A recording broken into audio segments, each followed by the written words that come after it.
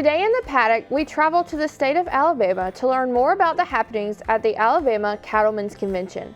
Learn more about the USDA's plan to combat highly pathogenic avian influenza and get an inside look at Evening for ABAC.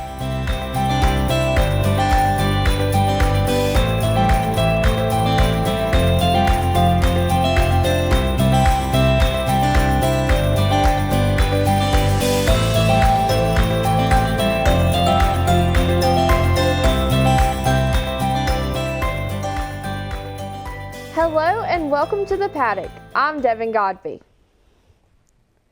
The 2025 Farm Stress Summit is upon us. The summit will cover a multitude of topics including farm stressors, tools available for coping, and strategies for positive collaboration. The event is being held on March 13th in Statesboro, Georgia. Register now at register.extension.uga.edu. The American Farm Bureau Federation reported that farm bankruptcies are up by 55%, with a recorded 216 bankruptcies in 2024. The Southeast matched the increase with a reported 62 filings over the previous year. United States Secretary of Agriculture Brooke Rollins announced a $1 billion comprehensive strategy to combat avian influenza, protect poultry producers, and lower egg prices. How do we lock our poultry barns down? How do we ensure that our egg-laying chickens aren't getting this disease? Mostly it comes from wild fowl that fly over or get into the barns. So USDA will be producing at no charge an audit to every single egg farmer in this country, and then we will help them secure their barns. Of 150 pilot projects on this exact project, only one has gotten the avian flu since the USDA came in and helped lock those barn downs. That's first. Evening for ABAC is a night for donors and alumni to gather together and raise money to fund scholarships. Our Mia McGurl has the story. Rooted in tradition and focused on the future, ABAC had their annual Evening for ABAC event this past weekend on Saturday, February 22nd. Everything about Evening for ABAC is for the student scholarships, and we know they make a difference. ABAC draws students from all over the world, all over the state of Georgia, and all over the United States of God Bless America, and these scholarships are going to help recruit some of the best students to Tifton, Georgia, to come to ABAC. Although the whole night was focused on ABAC students, it was filled with fun and games. I know there's a $2,000. Right there. We got $2,000. ABAC alumna Melanie Peavy wanted to share just a few words from the donors to the students. I do think it's important for them to know who their donors are and that we really want to invest in their future. And so I hope that students will look to this event as a way for them to know that people really care about them, even if they don't even know them. To close out the evening, the night ended with dancing, with people of all ages taking part, making it a night to remember. I'm Rebecca Council, and here's your micro report for the week.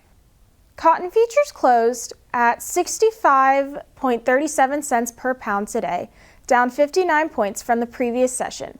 This is a significant decrease from last year's 91.48 cents. As of February 26, 2025, soybean futures experienced a decline, with contracts falling 5 to 8 cents across most front months. The national front month cash soybean price decreased by 5.14 cents to $9.69 1/2 per bushel. Soybean meal futures remained steady to 50 cents per ton lower, while soybean oil futures declined by 15 to 48 points. Live cattle prices in the South fell to 202 to 203, this week down from 205 last week. Feeder cattle futures saw losses at $1.20 to $1.62 on Friday. Through March, futures ended this week higher. Market activity remains uncertain. Lumber prices have seen an upward trend in 2025.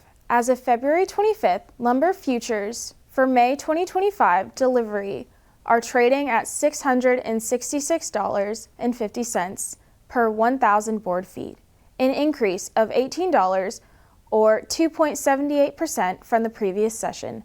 The framing lumber composite price rose 1.6% to $453 per 1,000 board feet as of February 24th, 2025, marking a 15.6% increase compared to the same period last year.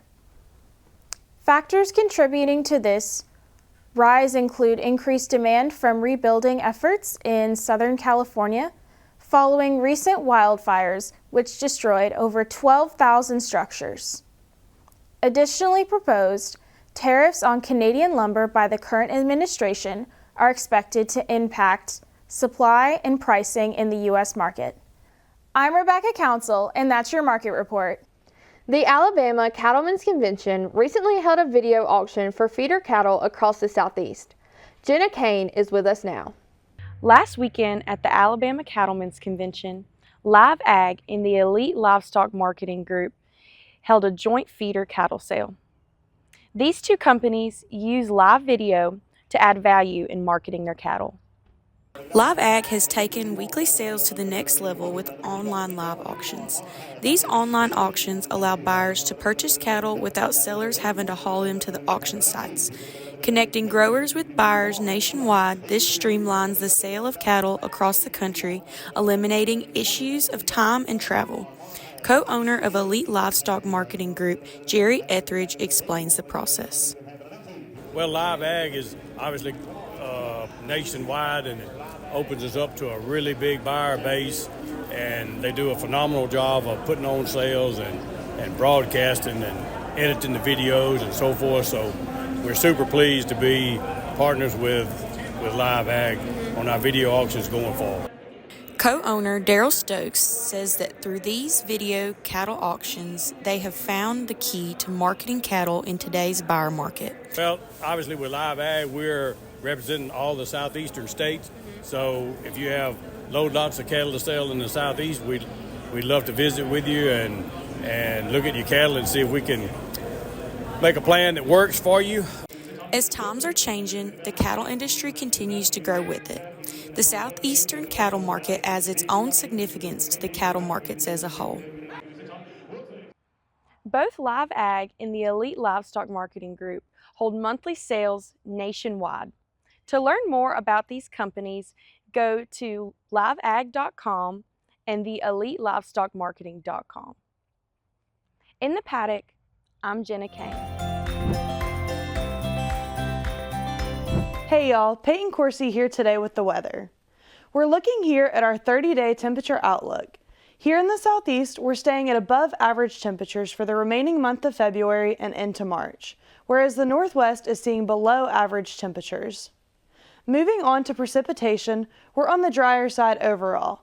The southern United States, particularly Texas and New Mexico, are experiencing below average rainfall for this time of year. Meanwhile, the southeastern region has equal chances of seeing slightly above or below normal precipitation, meaning some areas might catch a little more moisture than usual, while others stay relatively dry. Here in the Peach State, we're not quite in a drought, but many counties are abnormally dry, with a few experiencing moderate drought conditions.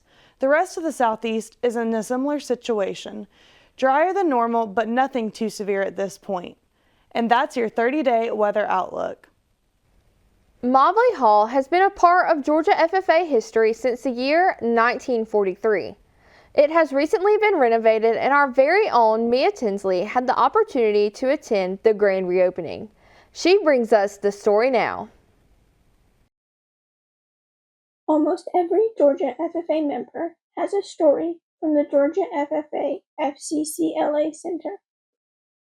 But today, our story starts almost 100 years ago. In 1937, Georgia FFA purchased 150 acres in Newton County for an FFA camp. In 1943, Mobley Hall, named after Dr. M.D. Mobley, was built. It held thousands of students every year. Up until the year 2000, the State FFA Convention was held here in Mobley. As a student and as a teacher, I can remember the excitement and camaraderie during those state convention days while we were holding it here. During summer camp, Mobley Hall was used for dances, ping pong tables, karaoke, the canteen, and many outside activities. Any student who has been to camp has a story about Mobley.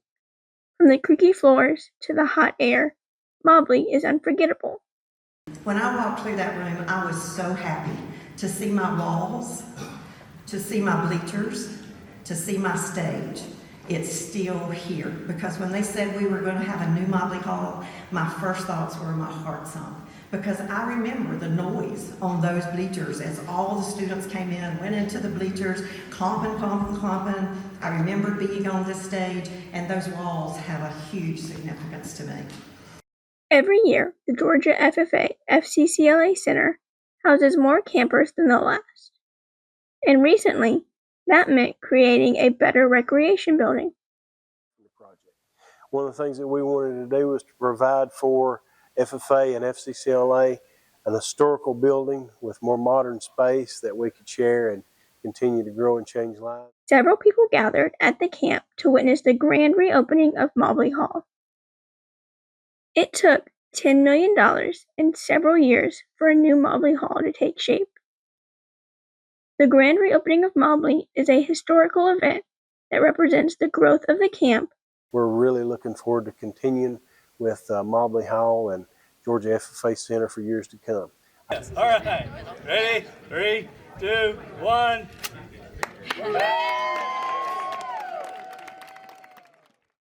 Well, that will wrap us up for today. Thanks for tuning in for the latest Ag and ABAC news. From all of us here at the Paddock, I'm Devin Godby. Have a great week and G Hall, y'all.